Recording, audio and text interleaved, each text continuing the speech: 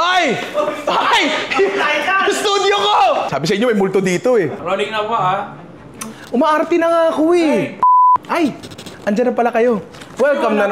Leche! Umubukas tuloy yung ano ko, yung barong ko. Nag-gym kasi ako eh. Welcome na naman sa isang episode ng History with your host, Historian Rai. At ngayon pag-uusapan natin ang history ng Queso de Bola. Ito ang Queso de Bola. Lahat tayo pamilyar dito at madalas ito siniserve kapag Pasko at Bagong Taon. Kakatapos na ng Pasko at Bagong Taon, so malamang may tira kayo ngayon dito. Pero hindi ba kayo nagtataka kung bakit tayo magkakaroon ng Queso de Bola sa Pilipinas ngayong hindi naman talaga tayo, alam mo yung gumagawa ng keso bilang mga Pilipino. Ang keso lang siguro natin dito, at least traditionally, ay puti. Kesong puti. Tama ka. Paki-exempt sa midterms, si Mr. Reynera. Sabihin ko sa inyo kung saan ang galing to. Actually, ang pangalan talaga ng Queso de Bola ay cheese ball. Edam cheese! Pakibalik sa midterms, Edam cheese ang tawag po dito. At makikita natin yan dito sa label. Ayan o, Supreme Edam Cheese, 40+. Hindi ko alam kung bakit 40+. Bumubukas na naman yung damit ko. Ang Edam cheese ay actually galing sa Netherlands na nagmula sa isang town with the same name, Edam, di ba? Ngayon, kung paano nakarating sa Pilipinas ang isang klase ng gantong keso na galing sa kabilang panig ng mundo at naging parte ng tradisyon natin, makinig kayo, mga bata. Wait lang, check ko lang mabuti yung mga sources ko. Ang dami naman babasahin. Tulad nga na sinabi ko, ang Edam cheese ay galing sa Holland. Noong panahon ng 1600s, magkalaban ang Espanyol at ang Dutch. Meron silang gera. Siguro ang pinag-aawayan nila, di ko alam, parking ata, ewan ko. Basta mag-aaway sila. So dahil nag-occupy sila ng same waters ng panahon na yun, same routes. Aso ba yun o multo? Ha? Hindi ko alam. Tanga ka pala eh. Secretly, nakikipag-trade ang mga Pilipino sa mga Dutch, di ba? At hindi lang naman sa Pilipino kasi napunta rin to sa iba't ibang lugar. Halimbawa, dahil medyo kapitbahay lang din natin, nakikipag-trade na rin ang mga Indonesian sa mga Dutch. Kung tutusin, meron silang sariling tawag sa sa Queso de Bola at ito ay Iisip ako. Ang tawag nila sa Queso de Bola ay Keju Edam, pare. So parang Edam cheese, parang gano'n, di ba? Sa Mexico, ang tawag naman nila dito ay Queso Hollandes. So hindi lang Pilipinas ang naambunan ng Queso de Bola, pero hindi ko alam sa tradisyon nila, pero tayo, kapag may Pasko, Bagong Taon, talagang kinakain natin yung Queso de Bola. Ngayon, kung bakit Queso de Bola ang napili siguro na ibenta. Ang Edam cheese kasi ay isang considered na parang semi-hard cheese. So, ito ay wala na halos moisture. Hindi siya katulad ng Parmesan cheese na mas aged. So, ito ay hindi masyadong nasisira sa biyahe. At dahil nga masyado na maraming moisture na wala sa kanya, hindi na to mas gumagaang ang timbang sa tagal nila sa tubig. So, kung ano yung pinasok nila sa barko, yun din yung timbang na mabebenta nila. Pagdating nila doon sa kabila. Hindi gagaang, di ba? Ngayon, tatanungin nyo, bakit bola? Tanong nyo, bakit bola? Bakit bola? Yan, tama yan. Kasi ang bilog ay ang shape sa nature na merong may pinakamatinding structural integrity. So, pinakamatibay. Ito yung mas less chance na matipak. Ang triangle, may edges yan. Madaling matipak yan. Ito mga bola, ilagay mo sa barilis, ilagay mo sa ilalim ng barko, pare-parehas yan. Buo yan. Hindi yan masisira talaga. Kahit nasa barko na sila, medyo mas nag-age pa sila ng konti at mas prefer ng iba yun. Siyempre, mas sharp, mas develop yung flavor, di ba? Kaya kung tatanungin nyo, ano ba yung pula? Akala ko, pula talaga yung Queso de Bola. Hindi po. Ito po ang kung tawagin ay paraffin wax. At para patunayan po sa inyo na hindi po ito nakakain, kakainin ko po ito at makikita nyo po ang mukha ko na hindi po ako mag-enjoy. Bakit may kandila ang Queso de Bola? Hindi lang siya marketing, pare. Hindi lang siya para mas magmukhang matindi kasi pula siya. Kundi ito ay ang kanilang siguro lumang-lumang paraan of waterproofing. Kasi pag binalot mo ng kandila yan, waterproof siya. Wala nang tatagas dyan na kahit ano mo, sealed yan. Parang naka-vacuum seal na yan. So hindi siya, una sa lahat, hindi siya papasukan ng kahit anong pathogen, so hindi siya masisira. Pangalawa, hindi na siya matutuyo kasi hindi siya nadadaanan ng hangin, yung keso niya. So ngayon, kaya ko nasabi itong mga bagay ito kasi meron ako isang kaibigan, yung pinakagwapong vlogger sa Pilipinas. Si Ninong Rai. And nagtanong ako sa kanya kasi marami sa atin, may mga natitira lang na Queso de Bola sa Pasko. At wala tayong masyadong paraan para kainin itong mga to bukod sa papakin, di ba? So nagtanong ako sa inyo. Baka si Ninong Rai po yan. Baka nga. Sa libro nyo sasagutin, sir? Historian ako eh. Hello po? Okay, sige. Okay, thank you. Ganyan talaga kami mga historian, hindi makaalis sa libro talaga. Sabi ko kay Ninong Ray, ano pa ba ang mga recipes na pwede mong paggamitan ng Edam cheese bukod sa gawin lang siyang toppings, diba? Sabi niya, meron daw siya mga naisip. So, sige, puntahan na natin si Ninong Ray. Baka magluluto na siya. Sir. Yes. Wait, sino po ba to? Actually, yan si Ninong Ray. Ay, kawawa naman. Hindi siya patay. Ay, ano po Hindi ba? siya patay. Idol ko lang siya. Kaya siya nandyan. Bakit may... Ano yan? Lalagyan ng asin yan, ha? Lalagyan ng asin yan. Kasi mahilig ako sa mangga. Alam mo ba kung nasa ng ano? Meron na papakita sa'yo. Bigyan ko lang kayo ng idea kung gaano kalayo yung binabiyahe ng Quezong to. Ang Pilipinas, wala ba estudyante tutulong sa akin? Exempted na sa finals. Andito ang Chicago.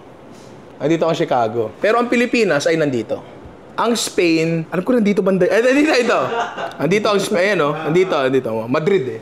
Tapos ang Netherlands ay banda dito ba 'yon? Andito 'yan sa area na 'yan. Basta nandito 'yun eh. Tapos ang Mexico ay nandito sa South America, ang layo. Sa gitna yun, sir. Oo, dito. Tapos ang Pilipinas ay nandito. So ang layo, pre. Talagang yung keso mo, mas marami pang tinravel kaysa sa'yo, di ba? Talagang malayo siya. Nag-around the world muna yan bago natin kainin, di ba? Ayun, inangas ko lang yung world map kong matindi, di ba? Tara, tawagin natin si Ninong Ray. Mr. Raynera, please see me in my office.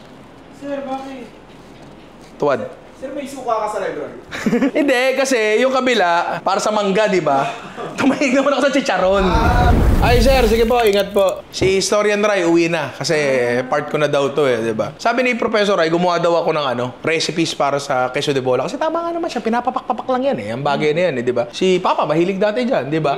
Tapos minsan, kapag pinagsawaan na, around February, nasa rep na lang yan, naka-expose, wala ng kandila. Kasi bukas ito, nagbibitak-bitak na yan. Nasa rep, nasa drawer lang ni Papa. Actually, nasa drawer lang ni Papa yan. Totoo ba? Oo.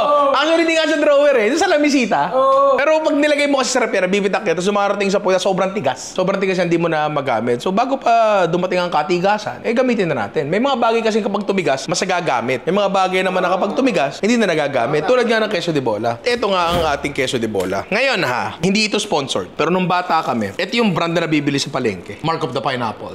Marca Piña. Marka Pin. Oo. Pero meron pa kasi isang brand na kapag nag-search ka ng Edam cheese, lumalabas din. Yung Marca Pato naman. Diyan lagay nga ng picture ng Marca Pato dito. Meron kasi ngayon ng mga queso de bola na technically speaking, queso na nakabola, tapos may pulang kandila sa labas, pero hindi talaga siya Edam cheese. Processed cheese. So ang hahanapin nyo ay Edam cheese. Hindi queso de bola kung gusto yung matikman yung totoo.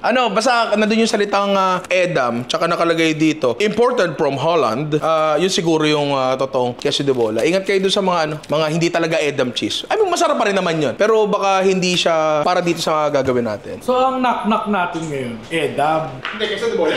Queso de bola. Edam. So, ito yung Edam na pangkaraniwang tira. Pagka Pasko, bagong taon, kung kailan man, di ba? Hindi ka pala pag may knock-knock. Ayoko lang sabihin. Pero, tulad nung nakaraang vlog, hindi talaga ako nakapag-knock-knock. Kasi hindi ako makapag-isip kasi nandito ako sa harap. Kaya, kung wala po akong knock-knock, humihingi po ako ng pasensya. Pero maniwala po kayo, pinipilit ko hanggang pagtulog. Nakakakap ako sa asawa ko. Kunyari, ikaw asawa ko. Dali na. Hindi ganyan. Ay, paano ba? Talikod ka. Sabi ko ang gandang knock-knock nun eh. Mang, 2:00 ng madaling araw. Sorry, di ko kasi naibata yung knock-knock eh. So, yun po talaga yun. Pero, I know that's not an excuse. Naka-hard mode lang ako. So, etong knock-knock na to, Edam, medyo madali lang yan. Okay, knock. Ay, ang yabang talaga! Who's there? Edam who? Edam cheese. Edam cheese May pa. cheese pa. Sana natuwa si Sandara doon. Actually, hindi ko talaga alam kung paano i-store tong Edam cheese na to pag nabuksan na. Kasi gusto ko sabihin na lagyan nyo ng cling wrap na nakadikit. Kasi yun siguro yung paraan para, alam mo yun, hindi siya tumigas. Pero baka amagin naman. Pero, di ba, Amsterdam tayo nagkaraan, nag-Netherlands tayo. Doon galing to eh. Sabi doon, nung bumili tayo ng mga keso, kunin nyo to. Tinigyan kami ng parchment paper na marami. Get this. Kailangan nyo tong tong papel na to. Sabi ko, what's this for? Sabi niya, so when you open the cheese, you wrap it in parchment paper or wax paper, kung ano man yung papel na binigay nila na yun. Tapos sinerch ko yun, pre, sinerch ko yun pag uwi ko. Apparently, kailangan ng keso na medyo humihinga siya. Pero at the same time, hindi rin pwede masyado naka-expose kasi madadry. Hindi ko alam eh. So ngayon, ulitin ko lang po ha, hindi po ito kinakain talaga. Ay, ngayon ko lang nakita to, pre. May sulat pala sa likod yung kandila. Mag-ingat ka sa producer mo. Tagalog! Tagalog. So eto, hindi talaga to kinakain. Ngayon, kung si Boy Tapang nga, kung ano-ano kinakain eh. Kung gusto mo kainin, nasa sa'yo na yan. Kuhain natin to. Yan. Tapos, kung mapapansin nyo to, pansinin mo. Medyo mas maitim ng konti yung edge. Diba? Ano yan, pre? Matigas na part yan. Rind ang tawag dyan. So, yung rind na yan ay tulad ng kahit anong bagay na yun yung nasa labas eh. Yun yung unang-una na dadry. Kuhain natin yan. Tapos, para tong parmesan cheese na may rind din. And katulad sa parmesan cheese, etong rind na to, na medyo matigas, pwede mo itong ilagay sa mga sabaw-sabaw. Kinain mo yan? Matigas? Pero may lasa naman. Tikman mo, George. Diba? Pero may lasa. Ibig sabihin, kapag doon nilagay mo sa kaldereta, diba? Nilagay mo sa kaldereta, makukuha niya yung lasa. So, tanggalin lang natin yung rind. Ay, di ko pala nasabi kung ang una natin gagawin. Ito yung pinaka-basic. Gagawa tayo ng queso de bola, cheesecake. Madali lang to, pare. So, grate lang natin. Magiting. Oy! Who's there? Edam who? Sa gubat ni Edam at dalhin mo ko sa langit ni Edam. Okay. Hindi ko lang alam kung maraming makaka-relate dun sa kantang yon, pero ako nakarelate ako dun. Anak-anak! Oy, ang dali naman ng Hindi, ayoko na, gusto kong palitan yung anak natin. Ang dali masyado. Who's there? Edam who? Edam will always love you! Who's there? Ha? Ay, tapos na pala! Wala kasing impact eh. Hindi, natawa ako. Siyempre, lahat ng cheesecake, may cream cheese, pare. Ayan natin dyan. Tapos, nakatanggap ako ng malungkot na balita kanina. Na yung mixer daw namin ay sira na. O yung hand mixer, yung puti, lagi natin ginagamit. Bumigay na, it has already given up. Pero si Amity, resourceful. May naisip siya. Kuya Ray, meron tayo nito, oh. Hindi ko to alam, pero apparently, eto pala, yung mga bits ay iniipit lang pala yan. So, hindi pala siya kailangang fit na fit. Why not? Unat, choke nut, poke nut. Diba? Ay, sorry. Namiss ko lang. Oh, inko yan, inko. Baka naman, ang inko nyo hindi lang pang construction. Oo. Ano pa yan si Papa? Mamaya na pa. May flashlight din. Hey, no? Oh, kita ko yung keso. Okay, hindi ko makita yung keso eh. Oh, game. Sorry. Ganito kasi ako magluto eh.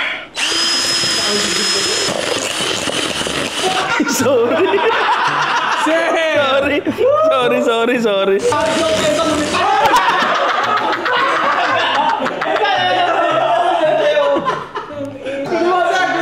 Huwag mo akong pigilan! Ang gulo kasi. Ngayon, sa paggawa ng cheesecake kasi, basta meron kang base, which is yung pinaka-mixture mo, kailangan mo lang ng pampatigas dyan. Ang pampatigas natin dito ay... Cream cheese? Itlog! So kung itong recipe na ito, kukunin nyo, alisin yung pampatigas, which is itlog, palitan nyo ng gelatin, pwede na siya maging no-bake cheesecake, di ba? Oh, fuck. Asukal to taste. Tapos, all-purpose cream. Yan natin dyan. Wala na sukat-sukat yung natin, cheesecake natin, kasi basta may itlog, titigas yan. Ito, lang to, insurance. Pero may ibang mga naglalagay nito. Ako maglalagay na rin para lang maiwasan yung pagka-crack. Tsaka maganda yung texture. Konting cornstarch lang. Tapos sabay na rin natin to ang ating keso. Yan, ang Edam cheese natin. Ang ating QDB, queso de bola. Diba? Effective oh, pre. Diba? Ito na yung pinaka-cheesecake natin. Crust lang na mabilis. Wala pa rin mabiling Graham. So kung paano namin gagawin yung crust na yan, ganoon din gagawin nyo kapag Grahams, pare. Tulad sinabi ko nung nakaraan, kahit anong cookies, gusto nyo chocolate chip cookies eh. O yung, alam nyo yung butter cookies na yung nalagyan ng sinulid? Yun, pwede rin yun. May asukal na yun, diba? Pwede yung palagyan ng asukal yan, pero kahit hindi na. Butter na lang. Halo agad. Hanggang mabasa lang. Ngayon, para sa video na to, ang gagawin namin cheesecake, maliit lang. Kasi yung malalaking cheesecake, medyo matagal talaga lumabig yan. At para makuha mo talaga yung final form ng cheesecake, kailangan talaga palamigin mo siya. Lagyan natin sa gilid din. Tingnan natin kung kakayanin. Oo. Hindi ka nakikinig eh. Kalbo. Paki ka pala, hindi ako nakaganti. Pucha, meron doon sa taas. May picture ako doon, pinrint. Malabo yung print. Parang ano, pinaka low quality yung print. Tapos may malinaw na nun na lakong. Pucha, pinentelan. Sino gumawa nun?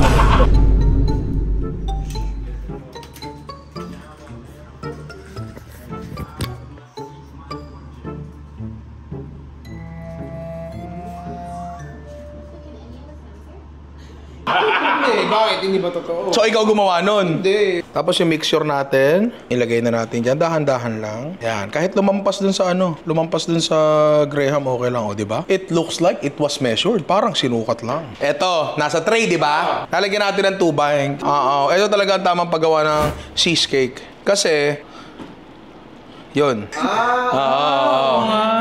Hindi kasi yan ay ano, yan ay maraming itlog. Parang ako, parang ikaw. Marami ito itlog, so i-treat natin ito as custard. Parang leche plan na ini-steam dapat. Tulad nga na sabi ni Taguro, ang luto ay gentle-gentle lang. Diba? Tapos, ang temperature natin dito ay 150 degrees Celsius, 150 to 160. And usually, ito ay nasa 180, diba? So, mas gentle talaga yung luto niya. That way, hindi masyadong maglalasang itlog yung cheesecake natin. Kasi yung lasang itlog, lumalabas yan kapag yung lasang itlog, lumalabas yan kapag ano, na-overcook yung itlog. Ang overcook na leche plan, yung marami ng butas-butas, lasa siyang itlog. Diba? Lasa siya sa scrambled eggs, diba? Hindi siya lasang custard. And treat nga natin to as custard para mas maganda yung tekstura ba. Mamaya na yan dyan. Doon naman tayo sa next nating experiment. Ito yung ano, sinasabi ko kanina na pwede bang ipalit ang Edam cheese, ang queso de bola sa Parmesan cheese. Kaya gagawa tayo ng... Cut mo muna yan.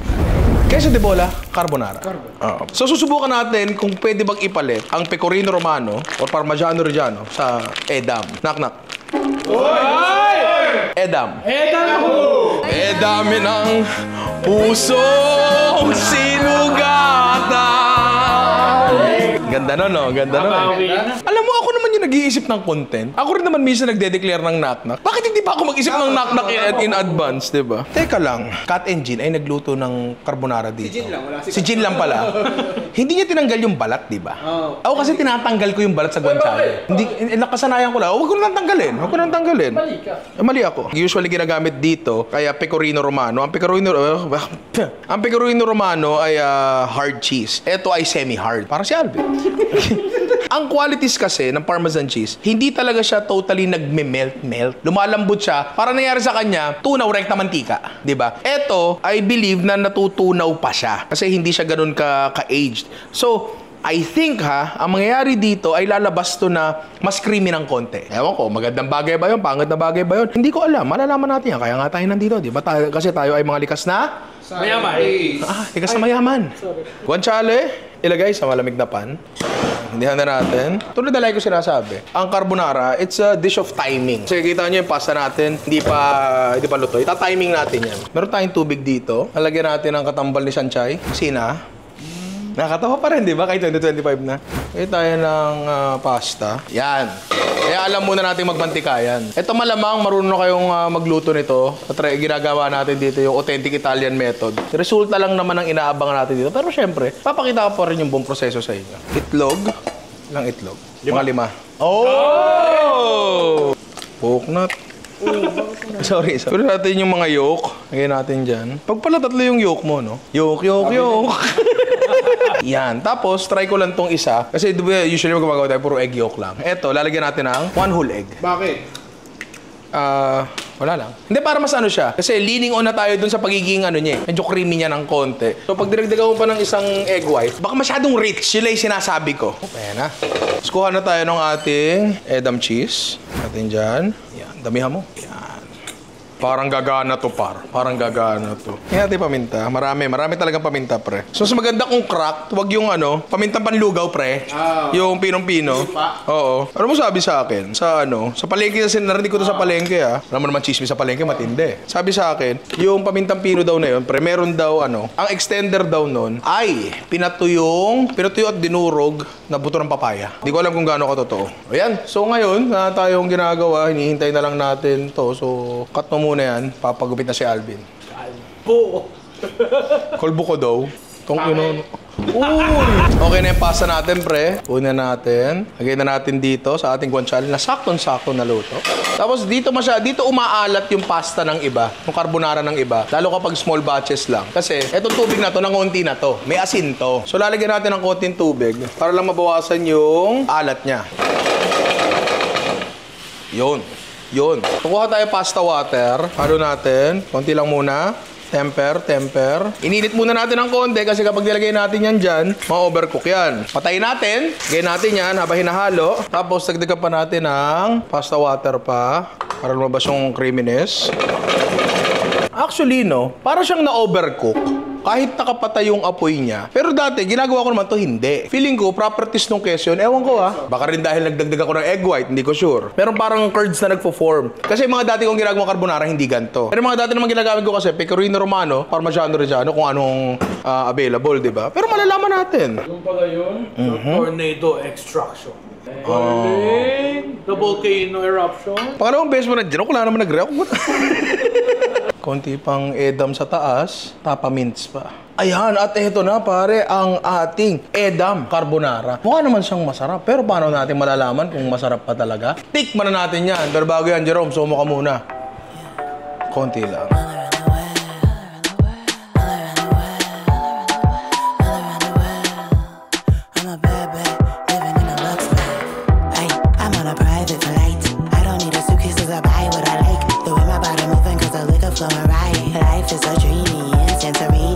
Perfect bite.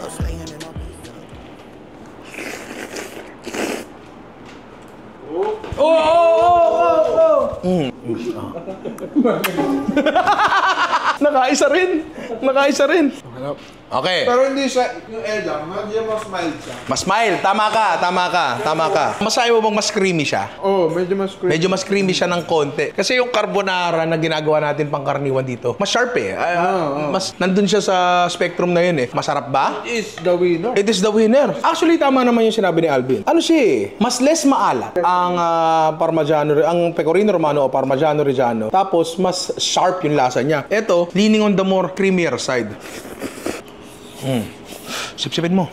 Panalo. Kaya ano, dami nung ano. Oh, ikaw yan. Parang walang pagkaiba. Sa'yo, walang pinagkaiba. Mali ka. Nag-get ko yung sinasabi ni Amity, malapit sila. Kuha pa rin siya. Pero again, yung sharpness ng pecorino romano o parmigiano reggiano, hahanapin mo rin talaga. Ayun, alam ko na, Bin, medyo rounded yung lasa nito. Masarap ba siya? Kiss the bola nga eh. Oo nga! Tama ka! Hindi to authentic, pero masarap siya. And I guess yun naman ang nagmamatter, di ba? Pasok to, pwede nyo i-try. Ito ang pinaka madaling paggamitan ng natitira yung queso de bola. Kasi kunyari, wala kayong guanciale. Siguro survive na bacon. Kaya lang naman, kaya lang naman kakain eh. Check natin cheesecake natin. Ayan. Okay, may nakikita na uli ako. Jiggly pa siya. Siguro bibigyan ko pa to. Actually medyo okay na to. Pero natatakot lang ako na mahilaw siya. Diba? Doon tayo sa isa natin. Ito yung pinakamadali kasi wala tong luto, pare. Ayaw talaga mag-cut, oh. Hindi, ikaw magsasabi ko yung gusto. So, ito nga yung next natin lulutuin. Cut, pare. Gusto ko lang po sabihin na may stop meal po sila dito.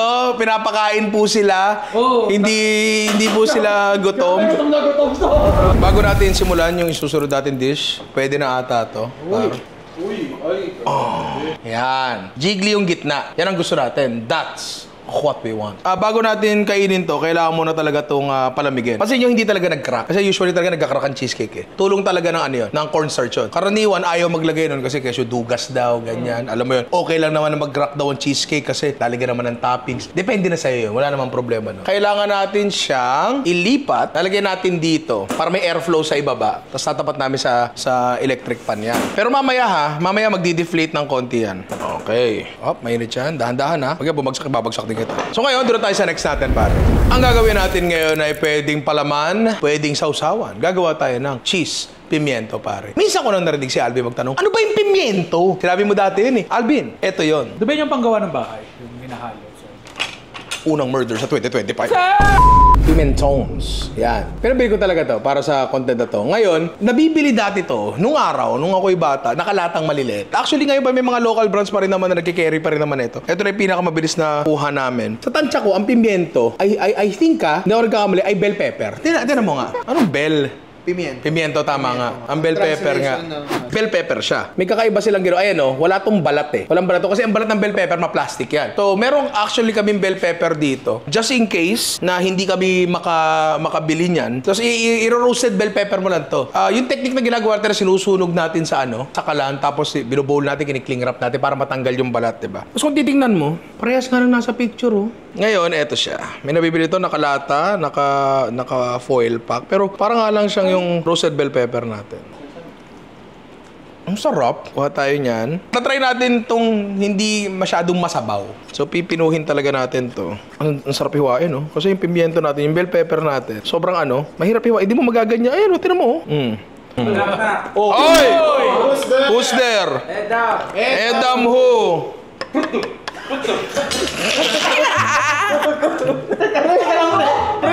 May musical! May instrumental pala! O, sige, tuloy! Tuloy! Halika na't pasukin natin ang mundo ng laro. May kosa pa mas matindi pa sa mga edam at kano kapag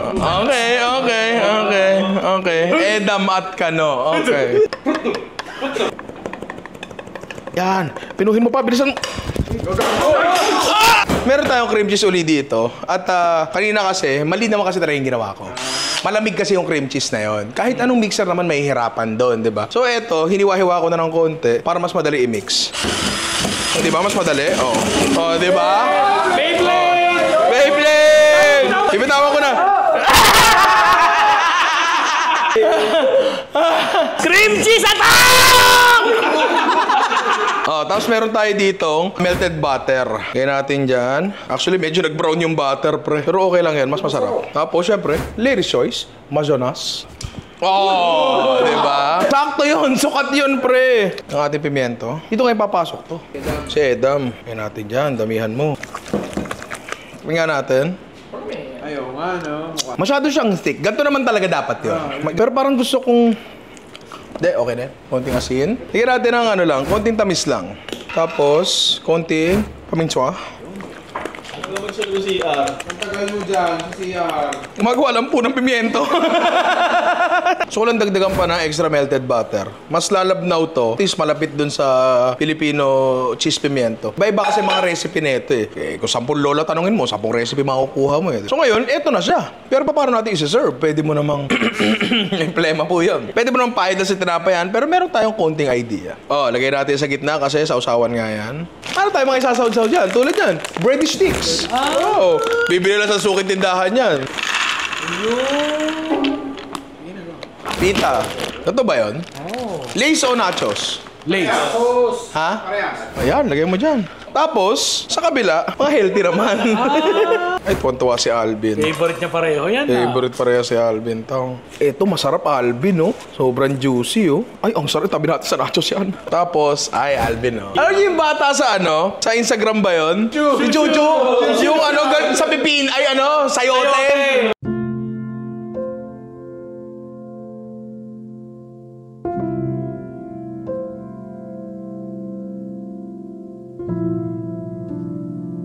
Trome. Ay, magkakasundo kayo nun, Bin. Natin dyan. Ay, ang sarap, Alvin. Last! Bell pepper. Isasasaw natin sa bell pepper. Yan. Tapos, lagay pa tayo na isang konting space. Kasi meron tayo dito. Ito, pag binaliktad mo, tatapon eh. Baso. Binaliktad ko yung grapes Grapes. Oh, pare. At eto na. Ang ating Edam cheese pimiento, pare. Oh. Hindi, pre. Masarap yan, oh. So, basically, pag eto, puro ganyang gulay, tawag dyan parang crudités. Yan ang tawag dyan. Oo. Mukha naman siyang masarap, pero paano natin mapapatunayan kung masarap? Tikman na natin yan, pero Jerome, slow mo muna.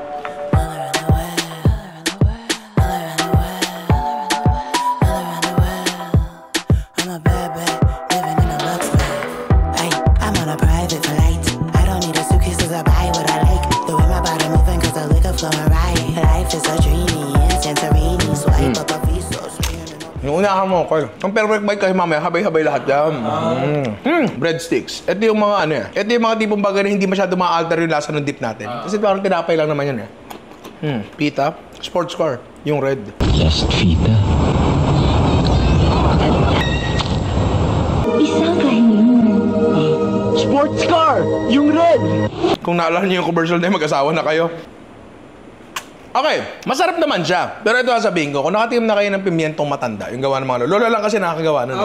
Iba lasa niya. Hindi ko alam kung bakit, pero mas lasa ko yung bell pepper doon. Kahit ang dami na ng bell pepper na nilagay natin dito, ang dami ng pimiento. O dahil ba sa klase ng bell pepper na ginamit natin, baka mas malasa yung local na nabibili. Hindi ko talaga sure. Hindi ko sure. Masarap pa rin naman siya. Sabi ni Alvin, masyado makeso, which is para sa akin a good thing. Diba? Magandang bagay yun, diba? Wait lang, bago ko siya patikimin, try ko muna sa lahat. No, Pipi? Yes, Pipi. Paborito ni Bugs Bunny? Kapida? Ang nagsin. Kumakain naman ako ng hilaw na carrots. Pero sarap pag may ganito Oh, pimiento sa pimiento, pre. Ito pinamatindi. Ubas. Sarap. Ngayon, takin kahit saan mo kasi ilagay yan, may tasty tayo, di ba? Ito talaga ang primary na application niyan. Kung taga Malabon ka, alam mo ang Alvins. Ang Alvins, nag-deliver ba sa iba? Alam ko Malabon lang yan eh. Iba, ayaw ng crust, di ba? Ako gusto ko yung crust. Pero kung gusto ko yung tinapay, 1, 2, 3, 4. Pang-apat yung kukunin mo. Tinan mo to Kita mo yung lambot na yan. Kumpara mo dyan. Ang layo, di ba? May natutunan na naman kayo, di ba? Tinan niyo yung dami ng pimiento natin. Batik-batik, kala mo Dalmatian, di ba? Mas gusto kong kumakain ng open face sandwich. Hindi ko alam kung bakit. Para sumasabit sa bigote ko. Ganyan. Mas gusto ko yung ganito. Sarap? Ang maganda dyan, pare, kapag kayo gumawa ng ganyang palaman, kasi di ba ang goal nga natin dito maubos, makonsumo na agad yung queso de bola natin. Ang bilis niyan, pre. Sabihin mo na sa mga kapatid mo, gumawa ko ng cheese pimiento dyan. Ay po siya, taob yan, pare. That is gonna capsize, pare. Taob talaga yan. Isa pang pwede mong gawin dyan, pare, mo, pimiento grilled cheese sandwich. Masarap yun. Masarap yun. Lalo ito, medyo makapal siya. Marami ka may ilalagay sa loob. Tapos malulusaw yan, pre, kasi edam na ang ginamit natin. Pero ito promise, kung doon kayo sa ubas na meron cheese pimiento, wag pare. Masarap siya. Ito yung pinakamadali natin. Pero itong susunod natin, yung last natin, ito yung pinakamahirap. Isa daw sa mga pinakamahirap na baked goods, pare. Gagawa tayo ng souffle, pare. Sabi nila, ang pinakamahirap daw na pwede, ano yun? Kasi ang souffle, pwede maging sweet or savory. Pero itong gagawin natin, somewhere in the middle. Sabi nila, ito daw ang isa sa mga pinakamahirap na dessert or siguro baked goods. Hindi ko alam kung bakit. Nakagawa na ako dati nito, pero kakaiba yung nangyari sa souffle ko noon pa yung bata pa ako, mga 2 years old ako dun So gagawa tayo ng souffle. So ngayon, ang ginagawa natin, kumukuha tayo ng matigas na butter, kinikis-kis natin dyan. Yung iba, melted approach. Medyo matigas yung butter natin. Melt na lang tayo ng konti. Tayo. Kuno tayo ng konti. Pahid lang natin. Kailangan lahat Lahat talaga. So, sabi pa ni Gordon Ramsay said that when you are buttering your ramekin for souffle, it should be like this, upwards. And then take a brush, you get some soft butter. Hold the ramekin and you brush vertical strokes up. From the bottom, up. So your souffle goes up. Tapos, kukuha tayo ng white sugar. Tingnan mo yan. Tapos papaikutin mong ganyan. Kasi kailangan magaspang siya. Kasi ang idea dyan, may kakapitan yung pastry. Packet. Para umangat na umangat. Oo. Nag-knock ka na ba? Knock na. Oy! Who's there? Edam who? Dam. Tinakatawa! Ang pangit! Alam ko. Oy! Babawi. Sige, habang bumabawi si Alvin, gawin na natin to. Meron tayo ditong 3 egg yolk. Tapos, para medyo matamis-tamis ng konti. Asukal. Para nag-aagaw yung tamis-alat, diba? Walang bawi. Konting all-purpose flour. Tapos, yung ating grated QDB, queso de bola. Ngayon, kung masyadong dry, pahingi naman ng gatas. Para lang, tulad ni Eminem, mag-loosen up siya. Walang sukat-sukat to, ha? Ginagalingan na lang natin. Poke na. Egg white, pare. Yung 3 rin kanina. Walang asukal. Usually, kapag nagmemerang tayo, may asukal. Ito, wala. Kasi hindi naman to, like, yun. Parang kasi pag nakasay ka ng bangka sa Boracay Sir, nakikita mo yung islang yon? Maraming dikya dyan. Dito sa bangka, maraming dik. Ha? Okay. Okay na yan, pre, oh. Diba?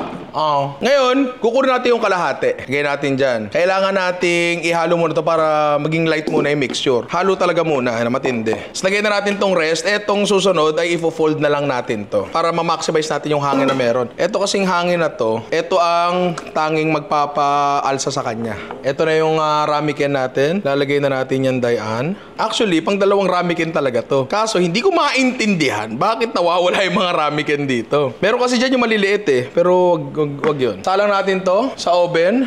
Yan. 180 degrees Celsius. Ngayon, yung souffle, kung tama yung pagkakagawa natin ha, paglabas niyan, aalsa yan. Tapos kailangan i-serve nyo na agad dyan. Within the next 5 minutes, dapa na yan. Kailangan kakainin nyo pa siya hanggang maalsa para airy pa siya. Diba? So, ayun. Hintayin na lang natin yan. Nga pala, no, gusto ko lang di-discuss. May mga sali-salita online na sinasabi na maganda rin i-undercook mo ng konti yung souffle mo. Kasi merong gooey sa loob. Parang lava cake yung datingan. Pero siguro, hindi ko muna gagawin yun kasi baguhan pa lang ako dito sa larangan na to. Ngayon, try muna natin gawin na maayos pa.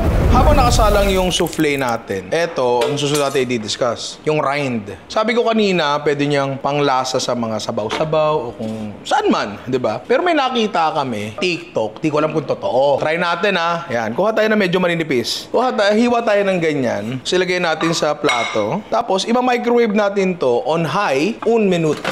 1 minuto pare.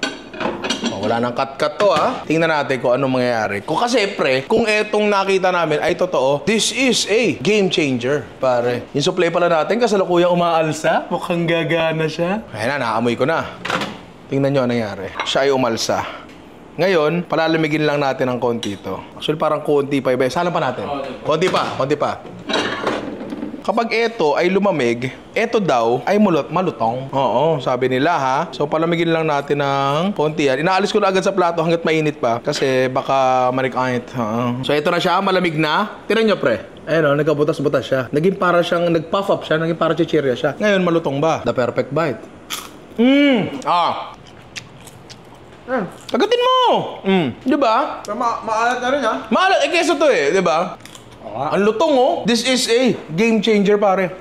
Ang mahal-mahal ng bili mo sa Parmesan, sa Queso de Bola. So dapat, lahat nagagamit. Ang hindi ko na alam kung paano gawin dito, kainin is yung yung kandila. Ngayon, wala na magkakat. Kasi ito na ang ating souffle. Gusto ko makita nyo yung unang segundo na maalsa siya. Kasi bawat segundo pre, babagsak to. Oh!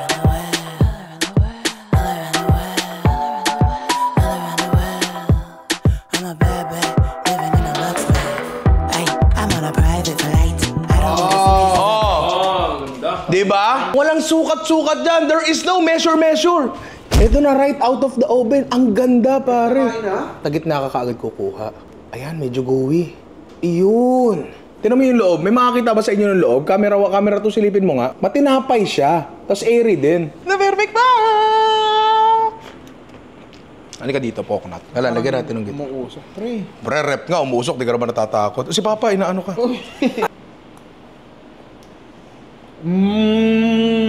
Diba ang light niya? Ang delicate niya? Ano pa? Diba? Diba? Masarap nga, may konting powdered sugar pa. O sige na, Poknat. Gets yung sinasabi ni Alvin. Ayan siya, pre. Tagumpay ang ating supply.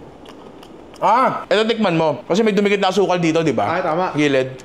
Ayun o. Ayun na. Natikman mo? Yun ba yung sinubo mo kanina? May asukal, di ba yun? Yun. In-rate lang natin siya gamit ang, what do you call this? Merang, sinalang sa tamang temperature, at ayun na. Tsaka pre, tinan mo, oh. Pre, ang init, ha? Pero hanggang ilalim, luto siya, tinan mo. Luto yan, luto yan. May konting gooey center lang kanina, which is a good thing, di ba? Kapag eto, ginawa nyo sa inyo, ay puki, habi sa inyo, lahat kahit walang Tapos ang dali-dali lang, walang sukat-sukat, walang kahit lahat pinagdadakot ko lang, di ba? Ang galing. Hindi ko alam kung nakachamba lang ako o talagang yung theory ng souffle eh madaling maintindihan. So ngayon, nagawa na natin lahat pero meron pa tayo sa hindi natitikman, pare. Ilabas na ang ating Queso de Bola cheesecake. So eto, medyo malamig. Uy! Alam ko yan, pare. Yan ang comment of the day. Sino ba yung comment ng comment na yan. Wind up, L8P. Sabi niya, Nong, salamat malaking parte ka ng pagpasa ko sa bar exam. Mga panahong pagod na ako kakaaral at kapag kabang-kaba at takot ako sa mga posibleng mangyari, pahinga akong manood ng vlogs mo. Ngayon, abogado na ako. Patuloy pa rin ako manonood ng vlogs mo. Wow! Congratulations! Ano, malalaman ba natin yung pangalan niya? Wala ba dyan? Wala wind up, Wind up! Congratulations sa'yo, wind up, kung pare ka man o mare. Pero congratulations pare, as much as ina-attribute mo sa amin yung certain part ng ano mo, pagiging abogado mo, sa'yo lahat yan, pre. Ikaw ang trumabaho niya. Wala akong kinalaman dyan. Nananahimik lang ako dito. Kaya kami dito sa Team Ninong gusto namin sabihin sa'yo na pengi ng pera. Congratulations! Sorry. Ne, pero ano pare, congratulations sa'yo. Sana yumabong ang karir mo. Sana dumami ang pera mo. At sana araw-araw kang masaya. At may multo na naman po. Okay, tapusin na natin Itechiwa. Sana kumalas siya ng mabuti. Pag hindi kumalas, tayo'y mag-aklas. Alauna, alas 2, alas 3. Biyakin na natin Itechiwa. Ito na ang ating cross-section reveal. Medyo gooey pa siya. Mukha ba siyang overcook? Kasi nag-curdle. Malalaman natin yan dito. Kasi maaaring sa nature lang nung keso, di ba? Pero ito tingnan mo, ito mukhang mas masarap. Looks familiar. Pero kasi nga, medyo mainit-init pa siya ng konti. Konting lamig pa sana, di ba? Kesa bukas pa natin tikman yan, edi ngayon na tayo magtikiman, di ba?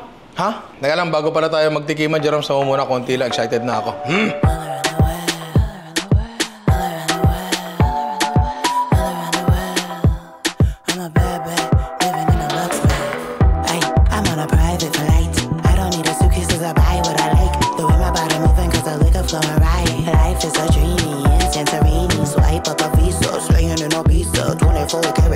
The perfect bite, Harry.